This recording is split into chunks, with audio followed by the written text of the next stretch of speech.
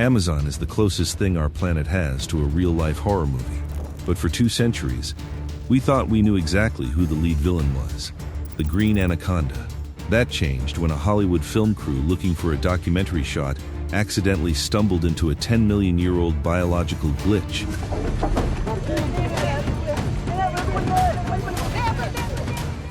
They ran its DNA and realized biology had been lying to us for 250 years. What they found wasn't just a new species. It was a genetic ghost, carrying a blueprint we thought was extinct. So let's start with the discovery, because by the end of this, you're going to look at the Amazon very differently. 2024 Amazon. A National Geographic crew is filming pole to pole with Will Smith's standard jungle documentary stuff. Nothing groundbreaking on the schedule. But the Waorani people, the indigenous masters of this terrain who've owned every inch of it for thousands of years, take the crew into the Bamino region. And they say something interesting. We'll show you what actually lives in here. What comes out of the water is a 26-foot female anaconda, thick as a car tire, the kind of animal that makes a grown camera operator take 3 steps back on instinct. Everyone on set assumes they've just filmed a world record green anaconda. Career-defining footage. Champagne-worthy. Except the real earthquake didn't happen in the jungle. It happened in a lab thousands of miles away. When biologist Brian Fry ran the blood work, the DNA came back looking wrong. Not new population wrong. System error wrong. This snake, which looks identical to every green anaconda ever studied, turned out to be 5.5% genetically different. Different enough that it needed an entirely new species name, the northern green anaconda, Eunectes acaima. Now 5.5% probably sounds like a rounding error, like a footnote. But hold that number in your head for 60 seconds, because what it actually means is about to change the way you look at every river in South America. Here's why every biologist on the planet collectively lost their composure over one number. In genetics, animals that look the same typically share about 99.9% of their DNA. Even species that are obviously different, a horse and a donkey, say, sit only 1–2% apart. And here's the benchmark that puts it all in perspective. Humans and chimpanzees are roughly 1.2 to 2% different. That's it. That tiny sliver of code is the entire distance between a species that builds space stations and one that fishes termites out of a mound with a stick. 2% gave us the pyramids, the internet, and the phone in your hand right now. These 2 anacondas, 5.5%. That's a canyon. A genetic Grand Canyon. These 2 snakes look identical to the naked eye. Same olive green skin, same black eye spot patterns, same I could swallow your dog energy, but they haven't shared a common ancestor in 10 million years. They split during the late Miocene and have been running completely different evolutionary software ever since, and nobody noticed. For 250 years, that's nature committing the greatest identity fraud in biological history. And it gets weirder. These 2 species actually overlap in places like French Guiana. They sit on opposite riverbanks, meters apart, staring at each other, and they don't breed. They're invisible to each other, like 2 strangers wearing the same outfit at a party, except the party is the Amazon and the outfit is 500-pound death machine. So here's the question nobody can answer yet. If a 10-million-year secret was hiding inside a snake, we thought we'd completely figured out what else is sitting in the mud right now, waiting for someone to run its blood? Now, to understand why scientists aren't just excited about this, but genuinely a little bit scared, we need to go back to a version of the Amazon that makes today's jungle look like a garden center. Titanoboa. 45 feet long, that's roughly the length of a school bus, heavy as a small car. So thick that if you stood next to one, its body would come up to your waist. When paleontologists first pulled those massive vertebrae out of the Serene coal mine in Colombia, they looked at the size and said, "Yep, that's a crocodile." It took them weeks to realize they were wrong. This wasn't a croc, it was a snake. The biggest one that ever existed. A predator that ate 7-foot crocodiles like appetizers, because literally nothing in its world had the authority to say stop. But here's the detail that most Titanoboa documentaries skip, and it's the key to everything. This snake wasn't some lottery winner of evolution. It was a math equation. Snakes are cold-blooded. Their max size is literally capped by temperature, like a progress bar that only fills up when the thermostat goes higher. To build a 45-foot serpent, the Amazon had to be a steaming 91 degrees Fahrenheit.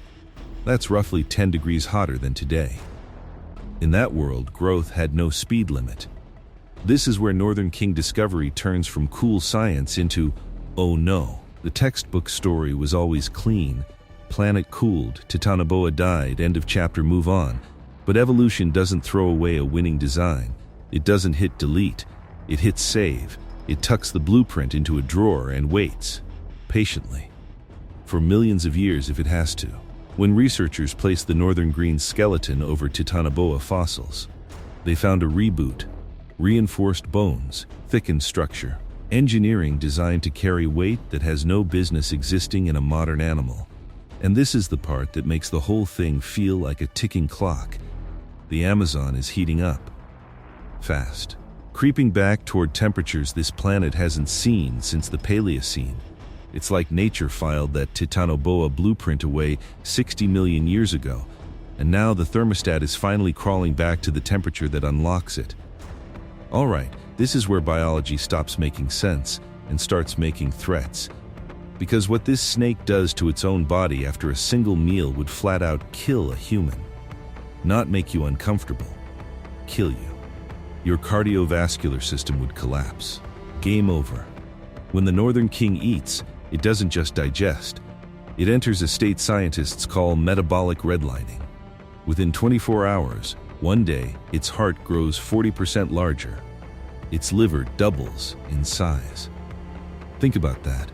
Imagine eating a Sunday roast and your liver just doubles. Your heart balloons by nearly half. This snake does it every time it eats, like it's nothing.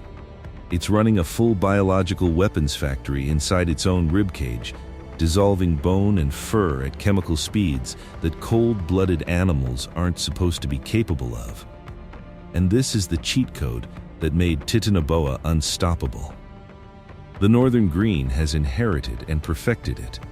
While every other jungle predator has to rest, recover, wait for the energy to come back, this snake processes a meal the size of your sofa and goes hunting again in days.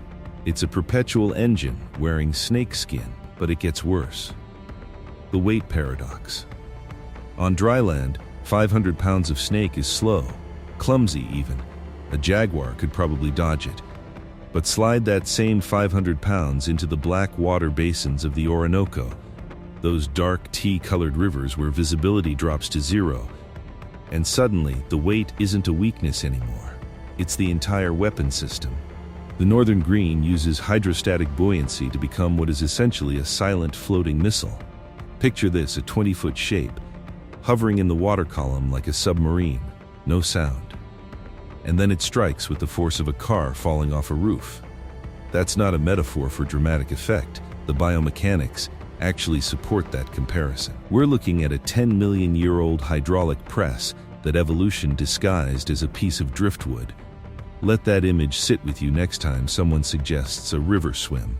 Every ecosystem on Earth has a ceiling. Rules.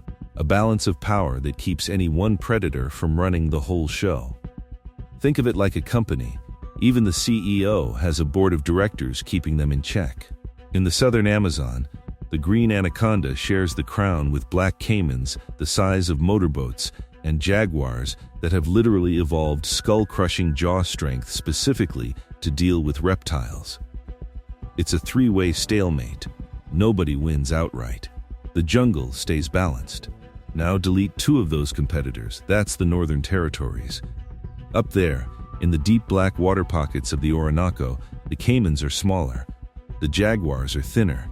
The checks and balances that keep a predator normal-sized in the south, they don't exist here. The Northern King walked into an ecosystem with no bouncer at the door and an all-you-can-eat buffet running 24/7.